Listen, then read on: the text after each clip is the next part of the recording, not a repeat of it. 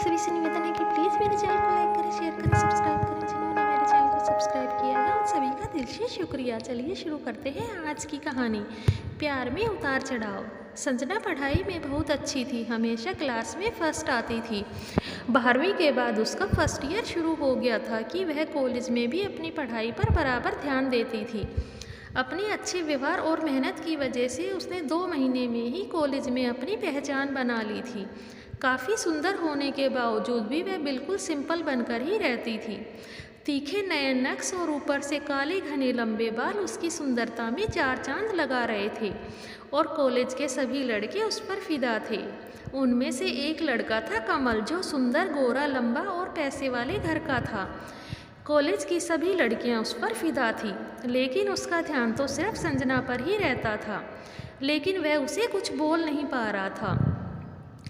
धीरे धीरे उसकी यह बात संजना को भी पता चल चुकी थी, लेकिन उसको लगता था कि अमीर लड़के तो बिगड़े हुए होते हैं और उनमें ईमानदारी नाम की कोई चीज़ नहीं होती है, इसलिए वह जानबूझकर भी उस पर ध्यान नहीं देती थी।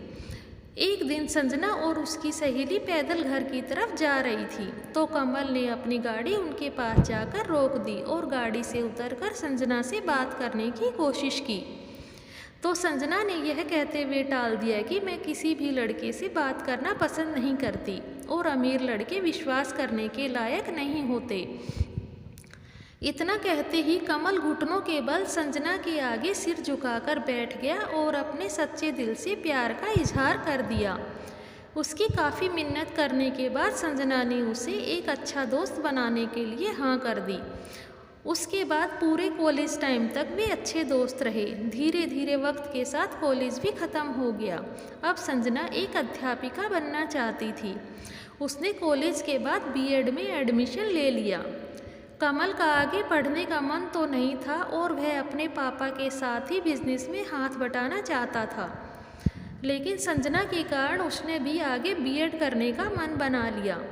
3 साल कॉलेज में साथ बिताने के बाद संजना इतना तो समझ चुकी थी कि कमल एक अच्छा और ईमानदार लड़का है। अब धीरे धीरे उनकी दोस्ती कब प्यार में बदल गई पता ही नहीं चला। अंत में बीएड का भी रिजल्ट आ गया और संजना ने अच्छे नंबरों से बीएड कंप्लीट कर ली और कमल भी अच्छे नंबरों से पास हो गया। कुछ महीनों बाद ही दोनों की सरकारी स्कूल में नौकरी लग गई।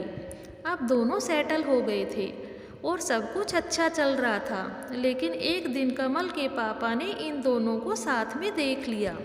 लेकिन घर जाकर कमल ने अपने पापा को अपने और संजना के प्यार के बारे में सब बता दिया, लेकिन उसके पापा ने उसकी एक न सुनी और अपने मरने की धमकी देकर अपने दोस्त की बेटी भाभी से उसकी शादी करवा दी। संजना तक जब यह बात पहुंची तो वह पूरी तरह से टूट चुकी थी। धीरे धीरे उसका मानसिक संतुलन बिगड़ने लगा। यह देखकर उसके माता पिता ने उसको एक अच्छे हॉस्पिटल में एडमिट करवाया। 1 महीने एडमिट रहने के बाद भी उसकी सेहत में कोई सुधार नहीं हो रहा था। उसके चेहरे की पूरी चमक गायब हो चुकी थी। वह एक मूर्ति की तरह बैठी रहती थी। उसका केस देख रही डॉक्टर ने उसके माता पिता से उसके पिछले समय की पूरी जानकारी ली। उसकी सारी कहानी सुनने के बाद डॉक्टर को भी बहुत दुख हुआ और उन्होंने उचित उपचार का प्रयोग करके उसे इस स्थिति से बाहर निकालने के लिए पूरी मदद की। करीब 6 महीने बाद संजना पहले की तरह सही हो गई और अब वह नया संकल्प लेकर हॉस्पिटल से बाहर आई। उसके बाद उसने अपने आदिवासी क्षेत्र के एक स्कूल में ट्रांसफ़र करवा लिया और उसने वहाँ के बच्चों को पढ़ाने का और उन्हें प्रगति की राह पर लाने का बेड़ा उठा लिया। इन कठिनाइयों से बाहर निकलकर वह मान रही थी कि मेरा दूसरा जन्म है और इन बच्चों के उद्धार के लिए मैं अपना पूरा जीवन बिताने के लिए तैयार हूँ। वह अपने हंसमुख स्वभाव के कारण वहाँ के सभी बच्चों की चहेती बन गई थी। वहाँ के प्रिंसिपल भी उसे अपनी बेटी की तरह प्यार करते थे। संजना को आदिवासी एरिया में बसे हुए 1 साल हो गया था, लेकिन पिछली यादों ने उसका साथ नहीं छोड़ा और वह कभी कभी सोचकर काफ़ी दुखी हो जाती थी, लेकिन फिर अपने आप ही अपने मन को समझा लेती थी। एक बार 2 दिन की स्कूल की छुट्टी के बाद जब वह स्कूल आई तो पता चला कि स्कूल में एक नए अध्यापक आए हैं। उसे अपनी आंखों पर विश्वास नहीं हो रहा था, क्योंकि वह नया अध्यापक कमल ही था। उसे देखकर संजना ने अपने चेहरे पर कोई भाव नहीं आने दिया और अपनी क्लास में चली गई। छुट्टी के वक्त जब कमल ने उससे बात करनी चाही तो संजना ने स्कूल से बाहर निकलने तक उससे कोई बात नहीं की और संजना अपने क्वार्टर की तरफ जाने लगी तो कमल कान पकड़कर संजना के सामने खड़ा हो गया। अब संजना से रहा नहीं गया और उसने उससे पूछा, तुम यहाँ क्यों आए हो? तुमने मुझे प्यार के जाल में फंसाया और अब तुम ये देखने आए हो कि मैं जिंदा हूँ या मर गई। यह कहते हुए संजना की आंखों से लगातार आंसू बह रहे थे। संजना की बातें सुनकर कमल की आंखों में भी आंसू आ गए और वह बोला, संजना एक बार मुझे भी बोलने का मौका दे दो।